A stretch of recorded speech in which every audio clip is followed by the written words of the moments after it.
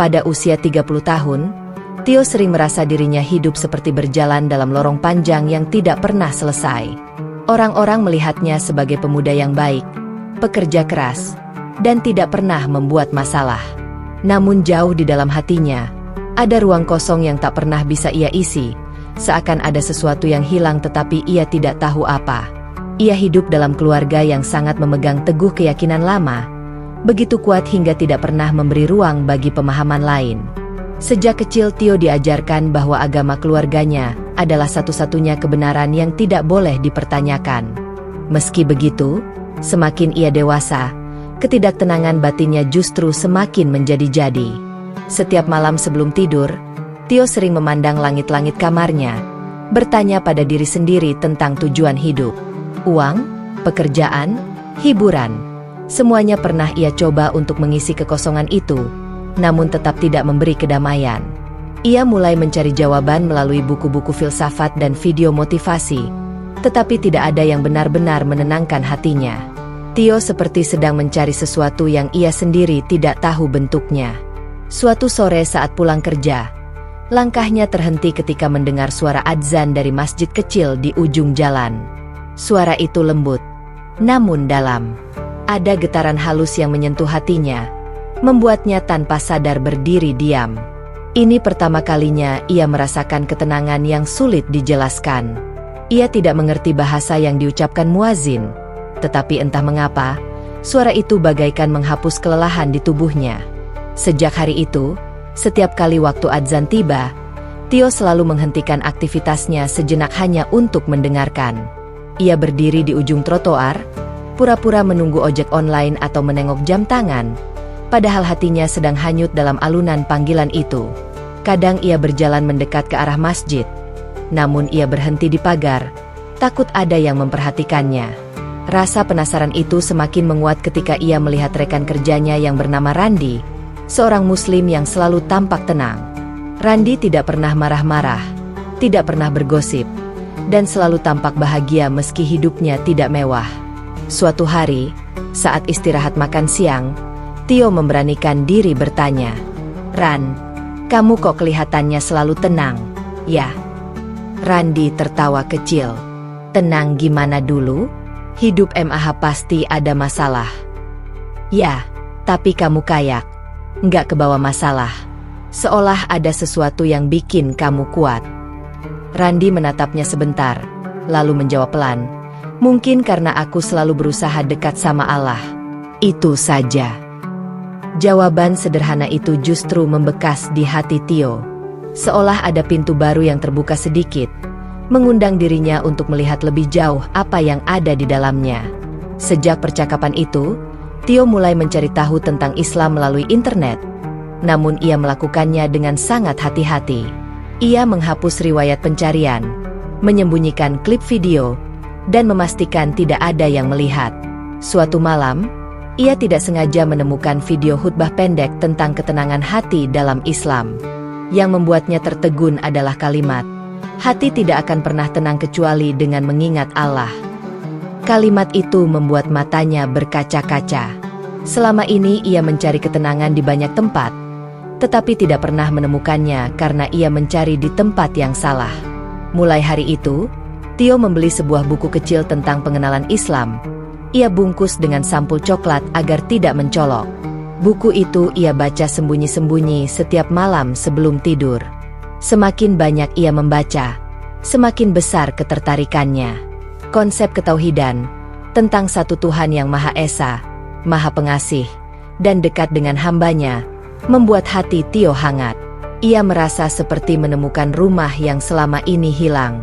Suatu malam, setelah menimbang-nimbang cukup lama, Tio memutuskan datang ke masjid kecil yang sering ia lewati. Ia berdiri ragu di depan pagar sebelum akhirnya memberanikan diri masuk. Masjid itu sederhana, namun sangat bersih dan menenangkan. Ada seorang pria tua yang sedang menyapu karpet, dan Tio mendekatinya dengan gugup. "Pak, kalau saya ingin belajar tentang Islam, boleh?" Pria tua itu tersenyum lembut. "Pasti boleh. Semua orang berhak belajar tentang kebenaran." Perasaan hangat menyelimuti dada Tio.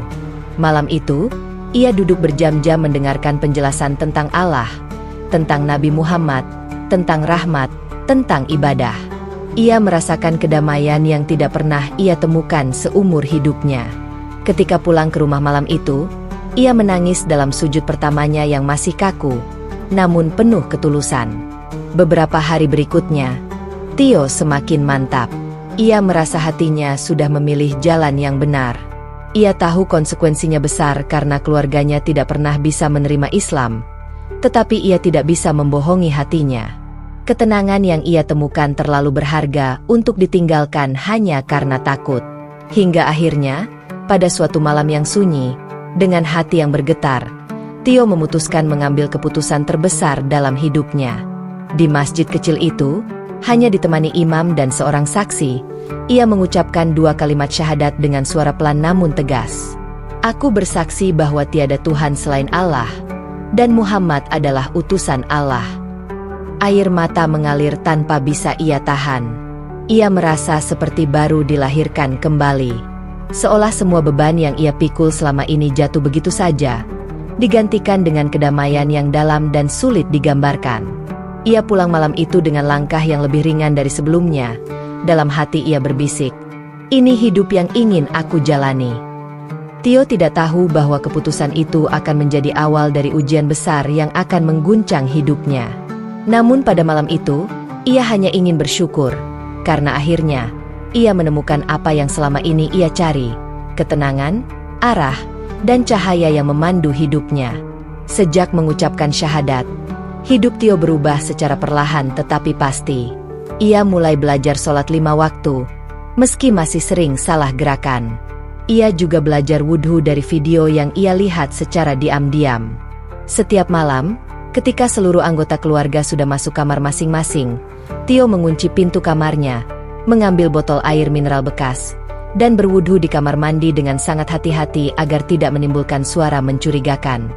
Sebuah mushaf Al-Quran kecil pemberian imam masjid kini, ia sembunyikan balik jaket di lemari pakaian.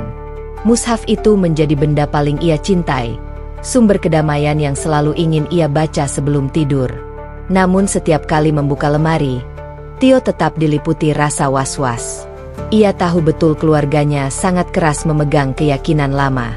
Sejak kecil, ia sering mendengar ayahnya mencaci siapapun yang berpindah agama. Bagi ayahnya, itu adalah pengkhianatan paling besar dalam hidup. Namun Tio sudah memilih jalannya.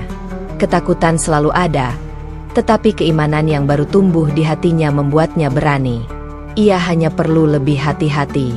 Setiap pagi sebelum berangkat kerja, ia menyelipkan mushaf itu ke antara tumpukan pakaian. Ia memastikan tidak ada satupun sudut mencurigakan. Ia tahu sekali jika ketahuan, ayahnya tidak akan segan melakukan sesuatu yang tidak terduga. Selama beberapa minggu, semua berjalan lancar. Tio belajar sholat subuh diam-diam. Ia bangun lebih awal, lalu sholat dengan gerakan pelan agar tidak menimbulkan suara gesekan karpet. Kadang ia salah baca atau tersendat, tetapi ia terus berusaha. Allah menjadi tempat ia memohon kekuatan untuk terus bertahan. Namun suatu malam, ketenangan itu hilang. Hari itu ayahnya pulang lebih cepat karena ada urusan kantor. Tio yang sedang belajar membaca Al-Quran tidak menyadari langkah kaki ayahnya mendekat ke kamarnya. Saat itu ia sedang membaca perlahan surah Al-Fatihah.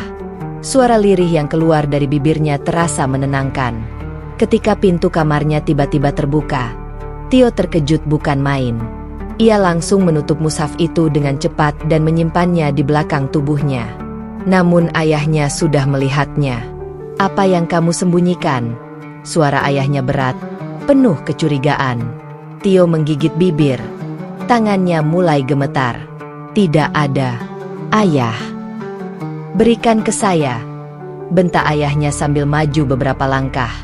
Tio tidak bisa lagi menutupi. Pelan-pelan ia mengangkat mushaf itu. Ayahnya tertegun 2 detik. Tetapi setelah itu kemarahan meledak. "Kamu belajar apa ini?" "Al-Quran." Suara ayahnya menggelegar hingga membuat ibu di dapur berlari ke arah kamar. "Apa yang terjadi? Kenapa teriak?" Ibu terdiam saat melihat mushaf di tangan suaminya. Ayahnya memandang Tio dengan mata merah membara. "Kamu masuk Islam tanpa seizin saya. Kamu mempermalukan keluarga ini." Tio menunduk. Dadanya berdebar. "Ayah, tolong dengar dulu. Aku hanya mencari ketenangan. Aku..." "Diam. Kamu berani melawan saya." Sebelum Tio sempat bergerak, ayahnya menarik kerah bajunya dan menyeretnya ke kamar mandi. Ibu berusaha menahan. "Sudah, Bang. Jangan begitu sama anak sendiri."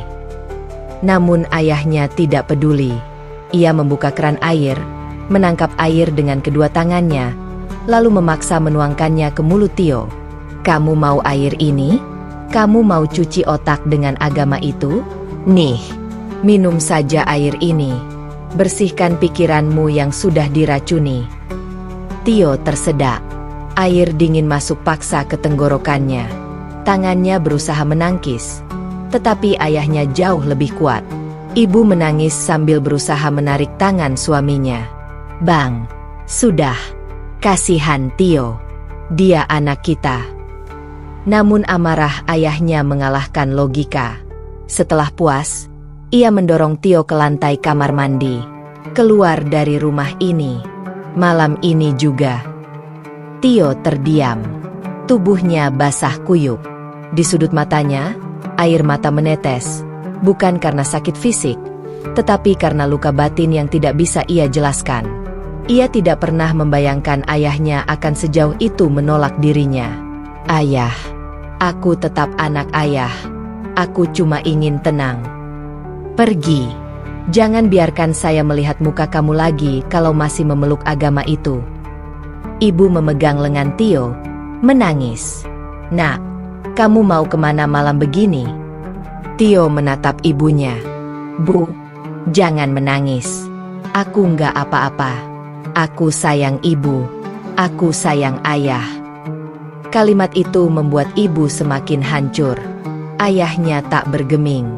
Dengan langkah berat, Tio keluar dari rumah. Baju yang menempel di tubuhnya masih basah oleh air keran. Udara malam terasa dingin, menusuk tulang.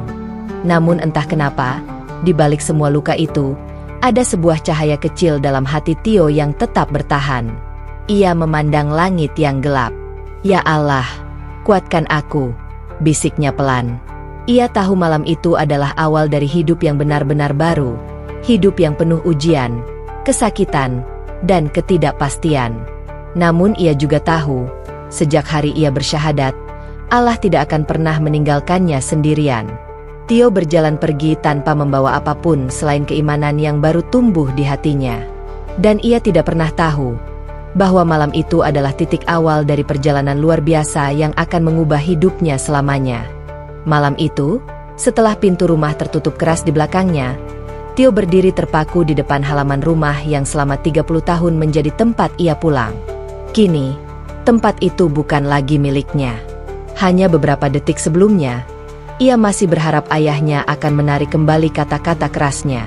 Namun tidak ada yang terjadi. Lampu ruang tamu dimatikan. Rumah itu sunyi, seolah menegaskan bahwa kepergiannya bukan sekadar ancaman, tetapi keputusan. Tio menatap kedua tangannya yang gemetar. Air keran masih menetes dari rambut dan bajunya, membuat tubuhnya menggigil. Tapi bukan dingin yang paling menusuk, melainkan rasa kehilangan. Ia tak pernah membayangkan bahwa keyakinan barunya akan membuatnya benar-benar kehilangan keluarga. Meskipun tahu ayahnya keras, Tio tetap tidak menyangka pria yang membesarkannya itu tega mengusirnya tanpa memberi kesempatan menjelaskan. Ia menghela napas panjang, mencoba menenangkan diri. "Aku harus kuat," bisiknya. "Allah tidak akan memberikan ujian di luar kemampuanku." Namun ketika melangkah ke jalan gelap, ia merasakan ketakutan yang tidak bisa ia hindari. Ia tidak tahu akan kemana. Uang tunai tidak ada di dompetnya. Ponselnya masih tertinggal di rumah. Ia bahkan tidak diberi kesempatan mengambilnya. Dunia terasa tiba-tiba sangat luas, tetapi sekaligus sempit bagi seorang pemuda yang tidak tahu kemana harus pulang. Tio berjalan tanpa arah sepanjang trotoar. Malam semakin larut, lampu jalan makin redup, suara kendaraan mulai jarang. Ketika melewati pos ronda, ia melihat bangku kayu kosong. Dengan langkah lemah, ia duduk di sana. Badannya masih basah, membuat dingin malam merayap semakin dalam. Ia memeluk dirinya sendiri, berusaha menghangatkan tubuh. Tak lama kemudian, setetes air mata mengalir, disusul yang lain. Ia bukan menangis karena penyesalan masuk Islam. Tidak sama sekali. Ia hanya merasa hancur karena kehilangan tempat berpulang. Aku anaknya. Tapi kenapa mereka melihatku seperti orang asing? Tio menutup wajah dengan kedua tangan. Ya Allah, apakah aku sudah melakukan yang benar? Dalam keheningan itu, suara hatinya menjawab sendiri. Ya, kau memilih jalan yang membuat hatimu tenang. Dan setiap jalan menuju kebaikan selalu memiliki ujian besar. Walau menenangkan, kata-kata itu tetap tidak mampu menghapus rasa perih. Tio akhirnya berbaring di bangku kayu, mencoba tidur meskipun dingin menusuk tulang. Di langit, bulan bersinar pucat, seolah menjadi satu-satunya saksi atas kesendiriannya. Pagi hari, Tio terbangun karena suara motor lewat. Badannya pegal akibat tidur di tempat keras. Tanpa tempat mandi, tanpa pakaian ganti, dan tanpa arah, ia bangkit dengan langkah berat. Ia mencoba mencari pekerjaan serabutan, apa saja yang bisa menghasilkan uang. Ia mendatangi warung makan, toko kelontong, hingga bengkel kecil. Maaf, sudah ada orang. Tidak butuh tenaga tambahan. Anak muda seperti kamu harusnya punya skill. Jangan sembarangan cari kerja. Penolakan demi penolakan menghantamnya. Tio mulai merasa dunia begitu kejam. Ketika jam menunjukkan hampir pukul 10 pagi, perutnya mulai keroncongan. Ia belum makan sejak sore kemarin. Ia menelan ludah, menahan lapar. Namun ketika melewati bak sampah besar di belakang pasar, ia melihat seorang kakek, memungut botol plastik dari tumpukan sampah. Tio berhenti. Untuk pertama kalinya, ia memperhatikan bagaimana pemulung bekerja. Kakek itu memasukkan botol-botol ke karung goni, memungut yang masih bisa dijual. Tidak menjijikan seperti yang ia bayangkan selama ini, lebih seperti perjuangan hidup tanpa pilihan. Tio menelan saliva. Apa aku bisa melakukan itu? Perutnya kembali berbunyi. Ia menunduk, mengusap wajah. Dalam keadaan terpuruk, pilihan paling sederhana bisa menjadi penyelamat. Dengan langkah ragu, ia ikut mengumpulkan botol plastik di sudut lain. Pada awalnya ia merasa canggung, malu ketika orang lewat menatap aneh. Namun rasa lapar lebih kuat dari rasa malu. Perlahan ia mengisi kantong kresek dengan botol, gelas plastik, dan kardus kecil yang masih layak dijual. Setelah kantongnya agak penuh, ia membawa hasil pungutannya ke tempat pengepul barang bekas. Pemiliknya, seorang pria paruh baya, menimbang dengan cepat. Dapat 3.000, katanya singkat. Tio tersenyum pahit. Uang itu tidak banyak, tetapi cukup untuk membeli sebungkus roti murah dan segelas air mineral. Ia makan perlahan, mencoba menerima kenyataan bahwa hidupnya kini benar-benar dimulai dari nol. Hari-hari berikutnya, Tio menetap di sekitar pasar. Ia bangun pagi sebelum pedagang tiba, mengambil botol plastik dari tong sampah, dan berjalan sepanjang gang sempit untuk mencari barang bekas. Kadang ia mendapatkan banyak, kadang sangat sedikit. Namun setiap malam, meskipun tubuhnya lelah dan tangannya kotor, ia selalu meluangkan waktu sholat sebelum tidur. Di balik semua penderitaan itu, ada sesuatu yang justru semakin menguat dalam dirinya. Tio merasakan bahwa ketika tidak ada siapapun yang memeluknya, Allah selalu ada. Ketika tidak ada tempat untuk kembali, ia bisa berdoa. Ketika tidak ada keluarga yang menenangkan, Al-Quran kecil yang berhasil ia bawa keluar dari rumah menjadi peneduh hati. Ia memeluk mushaf itu setiap malam, seolah benda itu adalah satu-satunya yang ia miliki di dunia ini. Di suatu malam, ketika ia duduk di belakang pasar sambil minum air mineral, Tio menatap hasil pungutannya hari itu. Tidak banyak, namun cukup untuk makan esok. Ia menghela napas panjang. Aku harus bertahan. Aku harus percaya bahwa Allah menyiapkan sesuatu yang lebih baik. Tio tidak tahu bahwa di balik ujian berat yang ia jalani, Allah sedang mempersiapkan pertemuan besar yang akan mengubah seluruh hidupnya. Namun untuk saat itu, ia hanya seorang pemuda yang baru saja kehilangan segalanya, kecuali imannya. Dan itu cukup untuk membuatnya terus melangkah. Hening pagi itu terasa berbeda dari hari-hari sebelumnya. Matahari belum tinggi, namun perasaan Tio sudah gelisah sejak ia membuka mata. Semalam ia menerima pesan dari sepupunya, Rio, yang baru saja keluar dari penjara. Pesan itu singkat, namun membuat dada Tio bergetar. Gue butuh tempat aman. Gue datang besok. Tio mengenal baik siapa Rio. Sejak kecil, mereka tumbuh bersama, namun pergaulan mereka akhirnya berpisah jauh. Tio memilih bertahan dalam kesulitan dengan cara baik, sedangkan Rio terjerumus dalam dunia yang dipenuhi pelarian, kekerasan, dan narkoba. Tio selalu mendoakan perubahan untuk sepupunya itu, tapi ia juga tahu bahwa kedatangan Rio tidak pernah berarti sesuatu yang ringan. Sepanjang perjalanan menuju musola, pikiran Tio tidak berhenti berputar. Ia berusaha fokus pada langkahnya, namun suara-suara dalam kepalanya saling bertubrukan. Kalau gue nolak, gue keluarga macam apa? Tapi kalau gue terima, apa hidup gue bakal kacau lagi? Sesampainya di musola, Tio membantu membuka pintu, menyapu lantai, dan menata sandal, rutinitas kecil yang selama ini memberinya ketenangan. Namun pagi itu, ibadahnya terasa lebih berat. Ketika ia bersujud lebih lama dari biasa, kalimat yang terucap dari lisannya hanya satu, "Ya Allah, beri aku petunjuk." Siang harinya, Tio pulang lebih cepat dari bengkel tempatnya bekerja. Sejak tadi ia merasa tidak enak jika terlalu malam berada di luar rumah. Begitu membuka pintu, ia melihat seseorang duduk di kursi ruang tamu. Tubuh kurus, rambut acak-acakan, dan mata yang terlihat lelah. "Rio, lo makin alim aja sekarang, Tio," ujar Rio sambil tertawa kecil, tapi nada suaranya janggal, seperti menutupi sesuatu. Tio mengangguk sambil duduk di hadapannya. "Lo mau tinggal beberapa hari? Gak apa-apa. Gue siap bantu. Tapi gue harus tahu situasi lo gimana." Rio mendengus, mengusap wajahnya. "Gue kabur dari orang-orang yang nyari gue. Utang gue numpuk. Gue cuma butuh tempat buat sembunyi sementara." Tio merasakan sebuah pukulan kuat menghantam dadanya. Ini lebih buruk dari dugaannya. "Rio, hidup gue sekarang lagi berusaha stabil. Lo ngerti, kan?"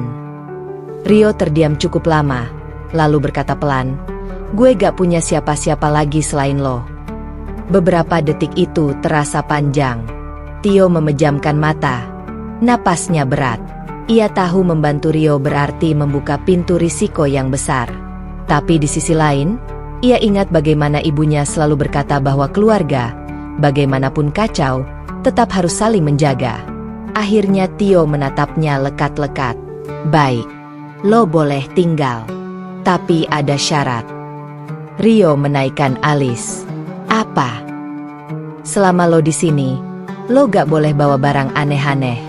Gak boleh ada obat-obatan. Dan lo harus siap gue ajak salat."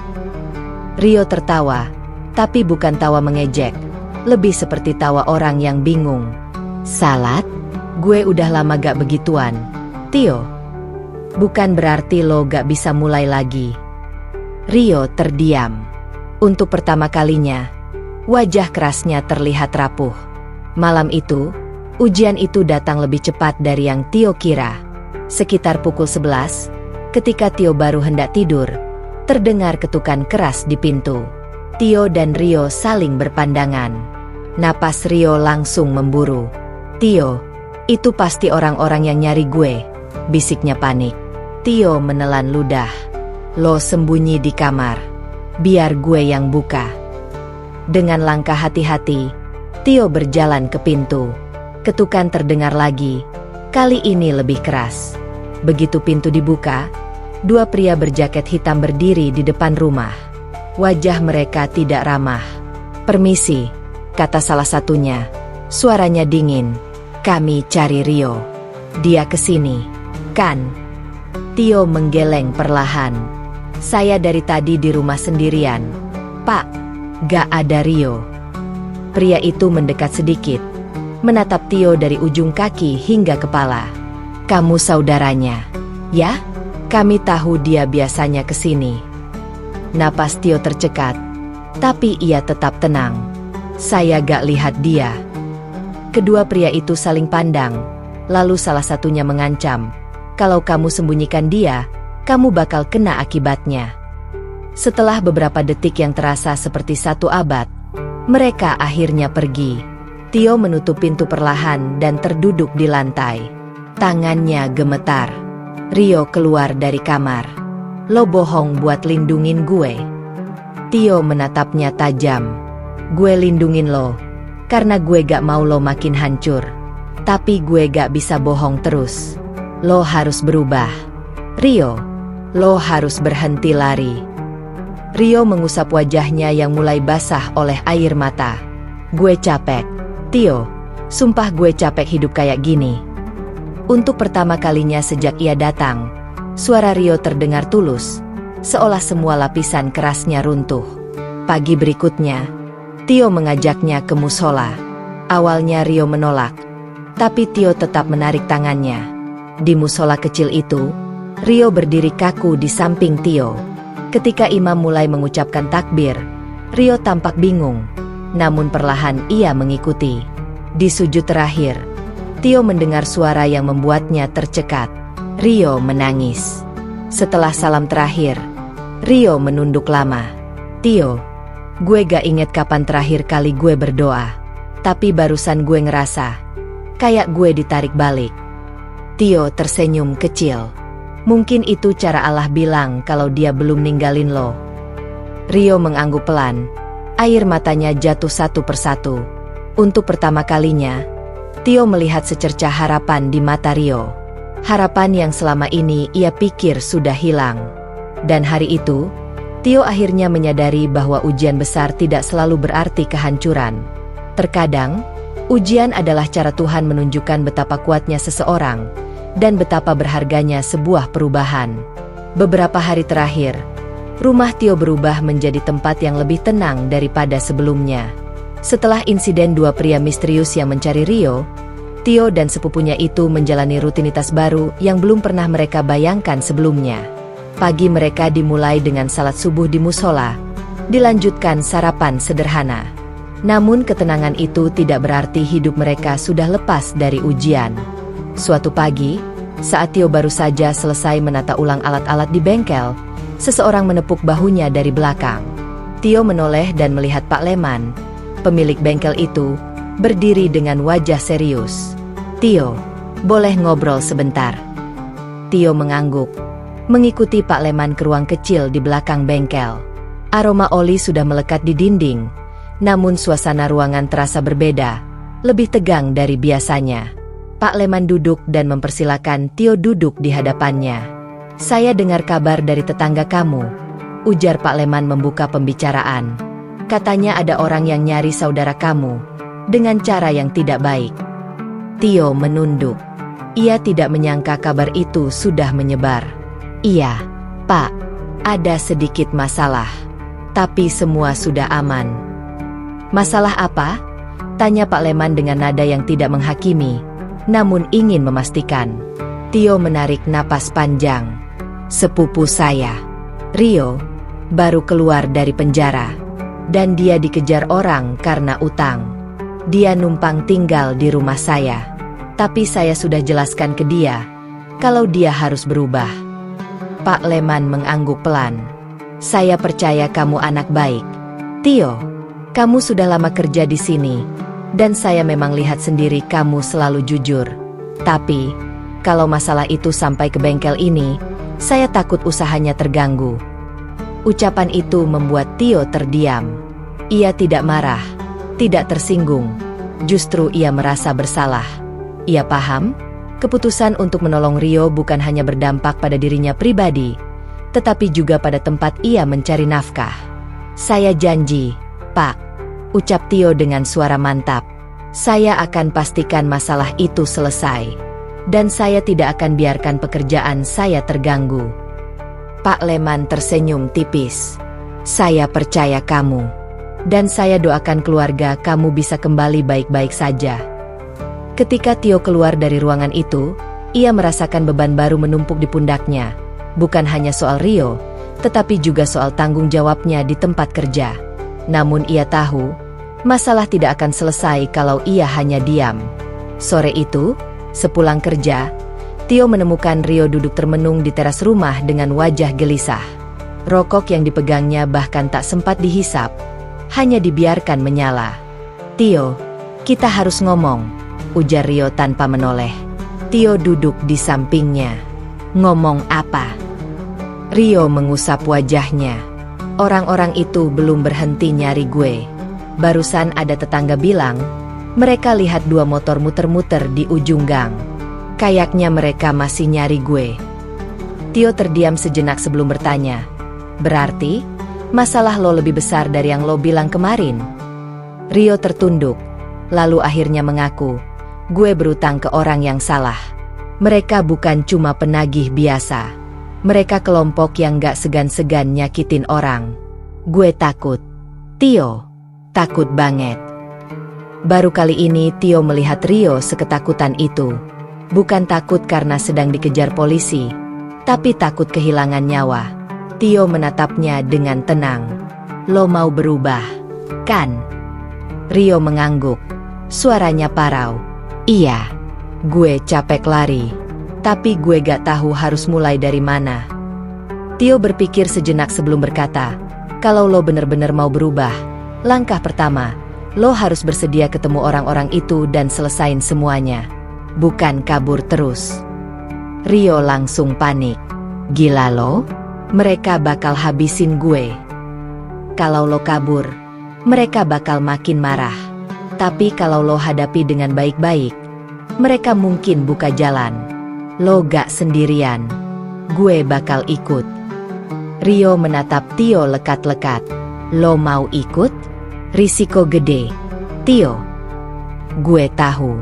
Tapi gue gak mau lo mati cuma karena masa lalu lo. Lo keluarga gue." Rio menunduk dan menangis lagi. Tangis yang menunjukkan betapa lamanya ia hidup dengan ketakutan. Malamnya, Tio mengajak Rio kembali ke musola. Hanya mereka berdua. Lampu redup musola membuat suasana terasa lebih tenang, seperti ruang aman bagi jiwa yang sedang kacau. "Tio, apa Tuhan masih mau dengar doa orang kayak gue?" tanya Rio pelan. "Dia gak pernah nutup pintu," jawab Tio lembut. "Yang nutup pintu itu biasanya diri kita sendiri." Rio akhirnya menganggukkan kepala dan ikut salat bersama Tio. Dalam sujud terakhir, ia berdoa lama sekali. Tio merasakan keheningan itu menembus hatinya. Setelah selesai, Rio duduk bersandar ke dinding, menatap atap musola. "Tio, gue mau berubah. Kalau besok gue harus ketemu orang-orang itu, gue terima. Tapi sebelum itu, gue mau bersihin hati gue dulu." Tio tersenyum tipis. "Itu langkah yang tepat." Rio menatap Tio dan berkata, "Kalau besok gak berjalan baik, jaga diri lo, Tio." Tio menggeleng. "Besok bakal baik. Kita hadapi bareng." Esoknya, Tio membantu Rio menghubungi salah satu orang yang dulu pernah mengantar barang untuk kelompok yang mengejarnya. Setelah beberapa kali mencoba, orang itu akhirnya mau menjadi perantara pertemuan. Tempatnya sebuah warung kosong di daerah pinggir kota. Ketika Tio dan Rio tiba di sana, 3 pria sudah menunggu. Wajah mereka keras, tatapan tajam, tapi tidak sekejam yang Tio bayangkan. Rio menelan ludah. Tio berdiri di sampingnya, menepuk bahunya memberi keberanian. "Gue datang buat nyelesain semuanya. ucap Rio dengan suara tegar namun gemetar. Ketua dari kelompok itu duduk sambil mengetuk meja.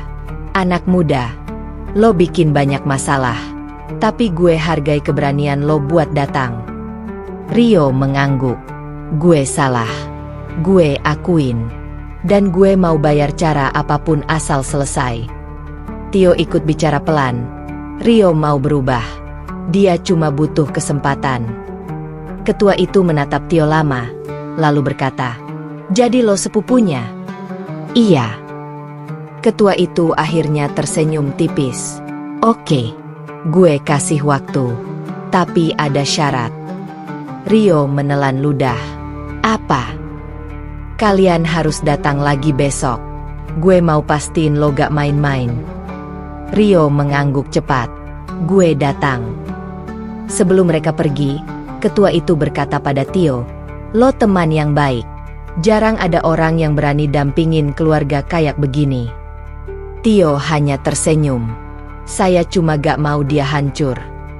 Pertemuan hari itu tidak menyelesaikan semuanya, namun memberi satu hal yang nyaris tak dimiliki Rio selama bertahun-tahun, harapan untuk mulai dari nol. Dan bagi Tio, itulah awal dari perjalanan berat untuk menyelamatkan seseorang yang sudah hampir kehilangan dirinya sendiri. Pagi itu, Tio bangun lebih cepat dari biasanya. Hatinya terasa berat, namun ia memaksakan diri untuk tetap tenang.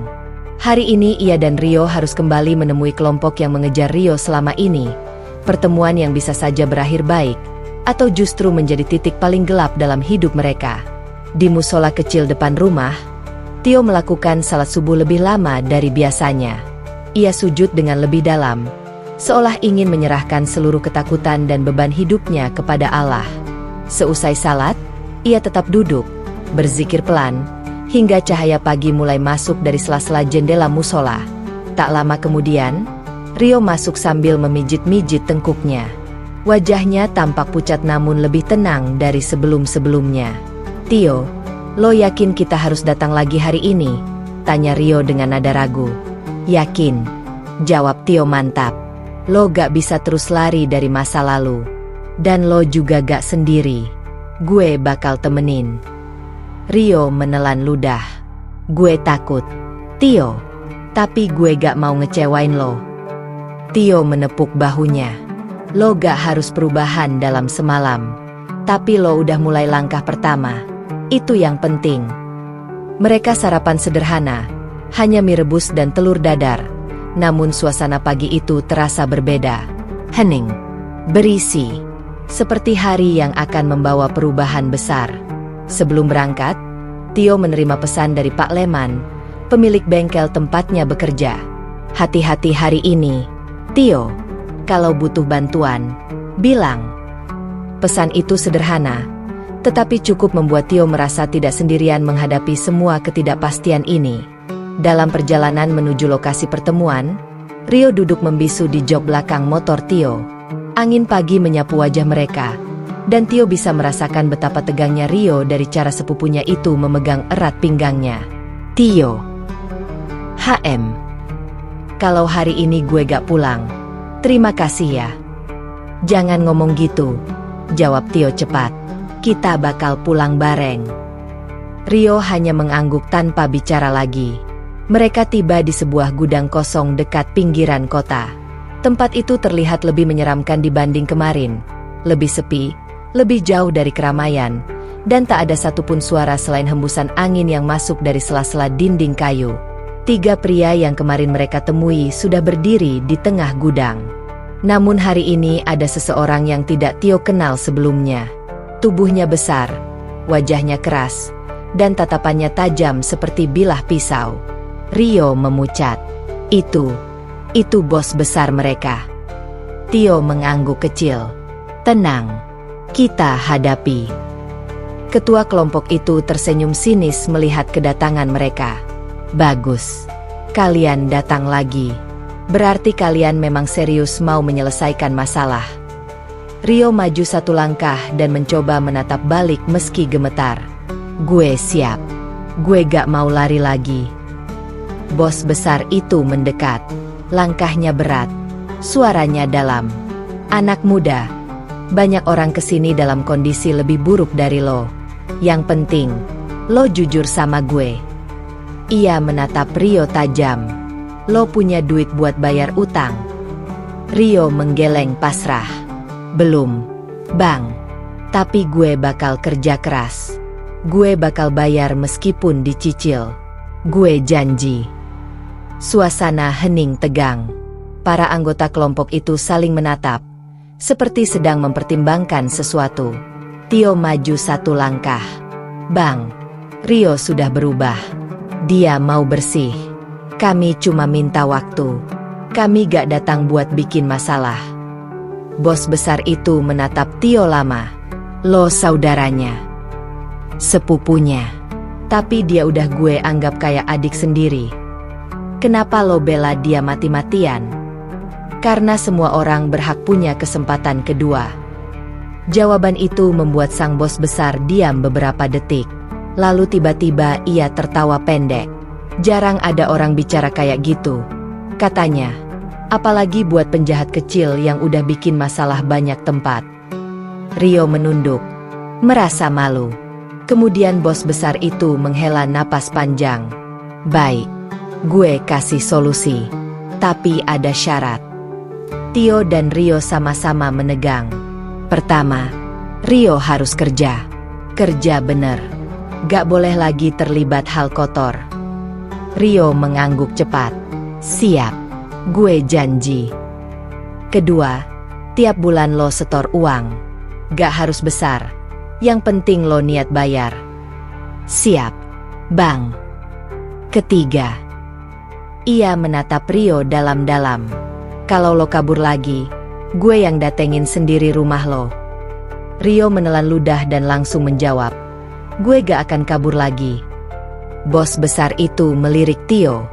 Dan lo? Tio diam menunggu. Gue boleh gak tahu kenapa lo bantu sepupu lo sampai sejauh ini. Tapi dari tatapan lo, gue lihat satu hal. Lo orang yang bersih. Ia tersenyum kecil. Gue respect. Tio mengangguk sopan. Terima kasih, Bang. Kami cuma mau hidup tenang. Setelah itu, ketegangan di ruangan sedikit mereda. Bos besar itu menepuk bahu Rio cukup keras. Jangan sia-siain kesempatan. Gak semua orang dapat ini. Rio mengangguk sambil menahan air mata. Gue janji Bang, gue bakal berubah. Pertemuan itu berakhir tanpa keributan, tanpa kekerasan, tanpa ancaman lebih lanjut. Semua karena Rio berani menghadapi masa lalunya, dan karena Tio berdiri di sampingnya tanpa rasa takut. Dalam perjalanan pulang, Rio memeluk punggung Tio erat-erat sambil menangis. Tio, makasih. Gue gak tahu harus bilang apa. Tio tersenyum kecil. Yang penting lo berubah. Gue gak butuh ucapan terima kasih. Rio terisak.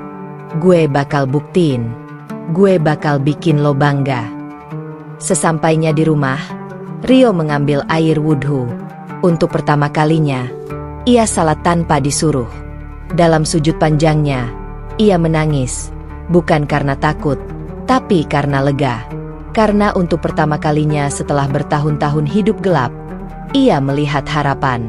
Sementara itu, Tio duduk di teras, memandang langit senja yang mulai memerah. Hatinya terasa hangat, meskipun ia tahu perjalanan masih panjang. Tetapi hari itu menjadi bukti bahwa ketika seseorang berani menghadapi masa lalu dan mencoba berubah, Allah selalu membuka jalan. Di dalam rumah kecil itu, ketenangan akhirnya datang setelah badai panjang. Namun Tio belum tahu bahwa perjalanan hidupnya sendiri juga akan segera mengalami perubahan besar yang jauh melampaui hari ini. 5 tahun berlalu seperti angin yang bergerak cepat dalam hidup Tio. Waktu itu mengubahnya menjadi pribadi yang jauh lebih matang, tenang, dan penuh arah. Semuanya berawal dari langkah kecil namun konsisten. Bekerja keras tanpa mengeluh, menabung sedikit demi sedikit, dan menjaga kejujuran meski banyak godaan menguji. Sejak pertemuan terakhir dengan kelompok yang mengejar Rio, keseharian mereka menjadi jauh lebih tenang. Rio benar-benar berubah. Ia bekerja sebagai kuli bangunan, lalu ikut Tio di bengkel, dan akhirnya berhasil membuka usaha tambal ban kecil di depan rumah. Hubungan mereka semakin kuat, saling mendukung dalam perubahan hidup masing-masing.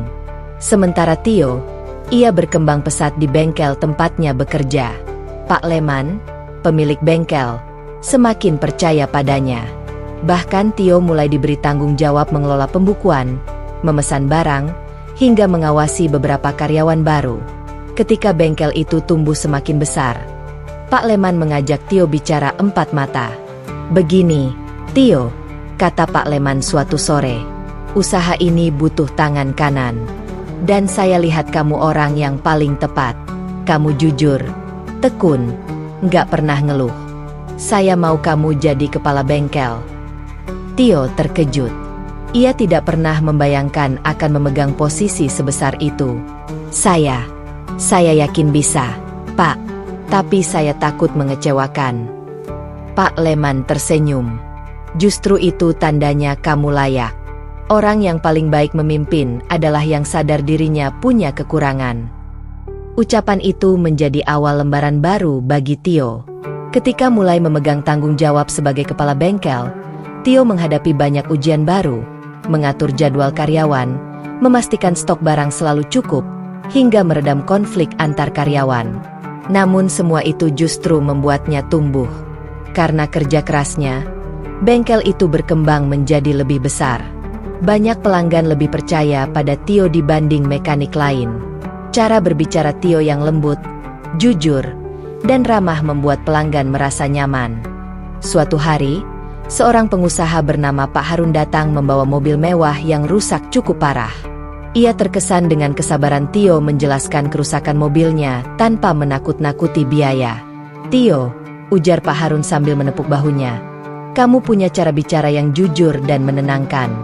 Jarang saya lihat mekanik seperti kamu." Tio tersenyum sopan. "Saya cuma melakukan yang saya bisa, Pak." Pak Harun mengangguk. "Kalau kamu butuh modal usaha suatu hari nanti, bilang ke saya." Ucapan itu hanya lewat angin bagi Tio saat itu. Ia tak terpikir membuka usaha sendiri. Namun takdirnya telah digerakkan. Pada malam-malam tertentu, setelah pulang kerja, Tio duduk di teras rumah kontrakannya yang sederhana. Ia memandang bulan dan mengingat hari ketika ia diusir oleh ayahnya, basah kuyup oleh air keran yang dipaksa masuk ke mulutnya. Rasa pedih itu berubah menjadi kekuatan. "Ayah, Ibu, semoga satu hari nanti kita dipertemukan dengan cara yang baik," doanya pelan. Ia tidak tahu bagaimana kondisi keluarganya sekarang. Selama 5 tahun itu, ia tidak pernah sekalipun kembali karena takut menyakiti hati ayahnya. Tetapi kerinduan itu tidak pernah padam. Rio yang kini duduk di sampingnya menepuk bahunya. "Lo kangen mereka ya?" Tio menghela napas. "Iya. Tapi gue takut bikin mereka sakit hati lagi." "Kalau lo takut, lo gak akan pernah bergerak. Tio, lo jauh berubah sekarang. Lo harus ketemu mereka. Setidaknya lihat dari jauh." Tio diam. Kata-kata Rio menancap di dadanya seperti pengingat. Beberapa bulan setelah itu, sebuah peristiwa besar terjadi di bengkel. Pak Leman memutuskan ingin pindah ke kampung halamannya dan menjual bengkel itu. Namun sebelum orang luar datang, ia memanggil Tio terlebih dulu. "Tio, saya mau kamu yang beli bengkel ini." Tio terkejut bukan main.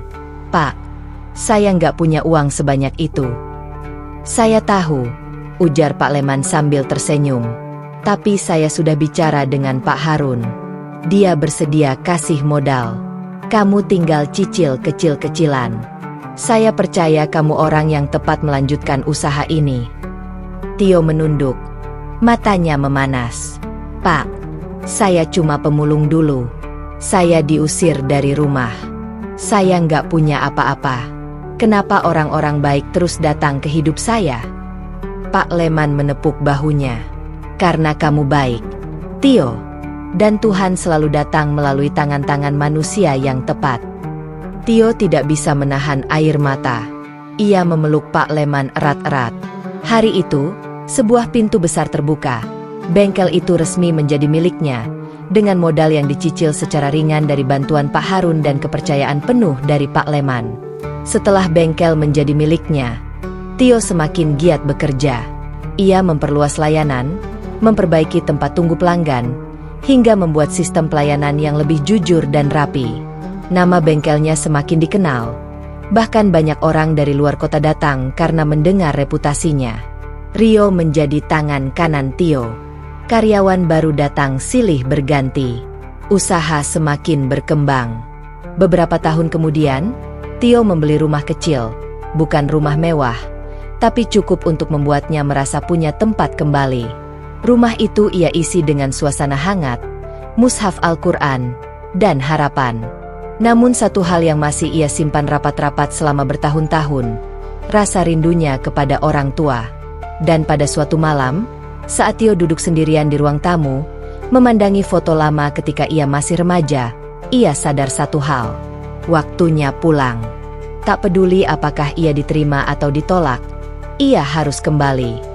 Ia ingin memeluk ibunya. Ia ingin meminta maaf kepada ayahnya. Dan ia ingin menunjukkan betapa Allah telah membalikan hidupnya dari gelap menjadi bercahaya. Tio menutup mata sembari berbisik lirih. Ya Allah, bimbing aku ketika kembali kepada mereka. Hari itu, sebuah babak baru akan dimulai. Babak yang akan menentukan apakah luka lama dapat sembuh, dan apakah seorang ayah yang dulu mengusir anaknya masih memiliki ruang untuk memaafkan. Senja baru saja turun ketika Tio tiba di rumah orang tuanya di kampung.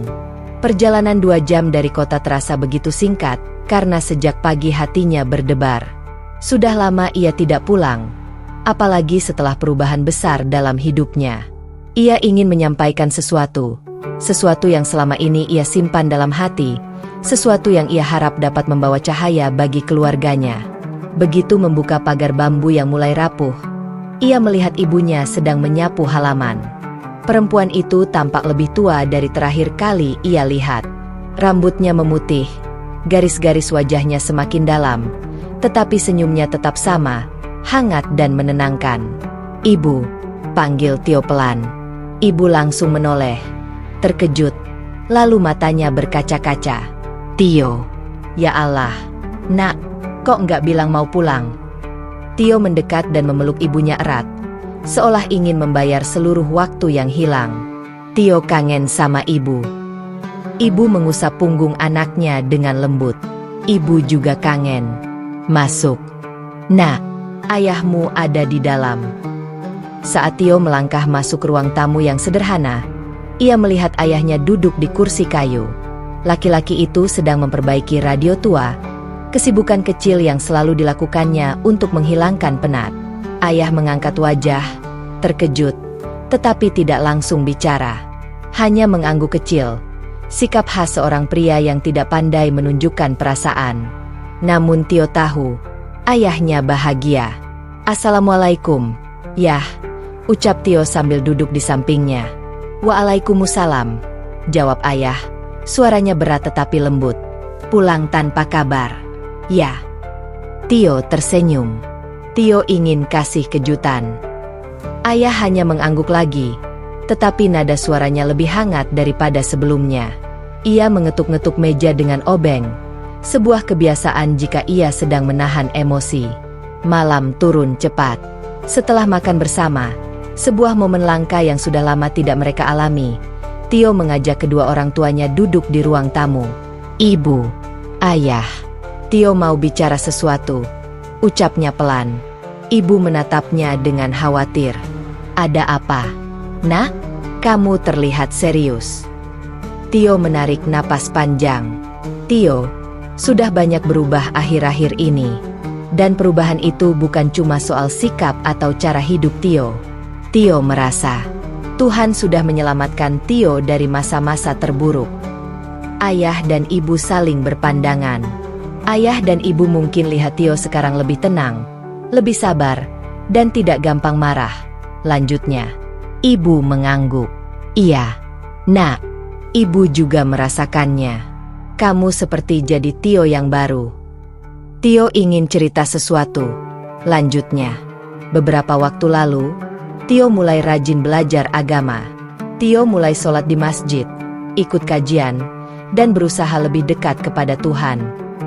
Ayah terdiam lama. Tio tahu ayahnya bukan yang mudah menunjukkan reaksi. Dan semua itu membuat hidup Tio berubah. Kata Tio lagi. Tio merasa diberi kesempatan kedua. Ibu tersenyum haru. Alhamdulillah. Nak, ibu ikut senang kalau kamu jadi orang yang lebih baik.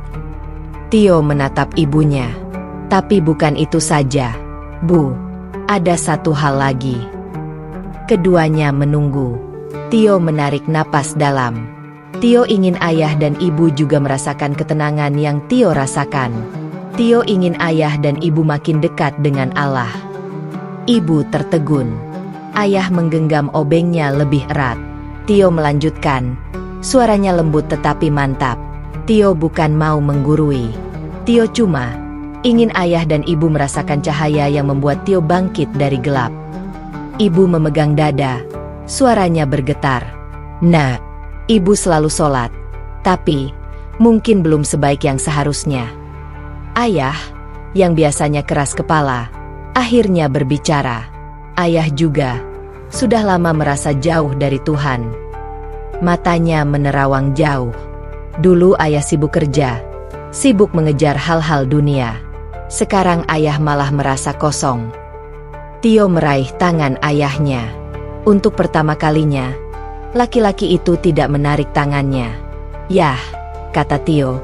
Tio ingin kita sama-sama berubah. Bukan untuk orang lain, tapi untuk diri kita sendiri. Suasana menjadi hening. Namun bukan hening yang dingin, melainkan hening yang penuh makna. Hening yang menandai hati yang mulai terbuka.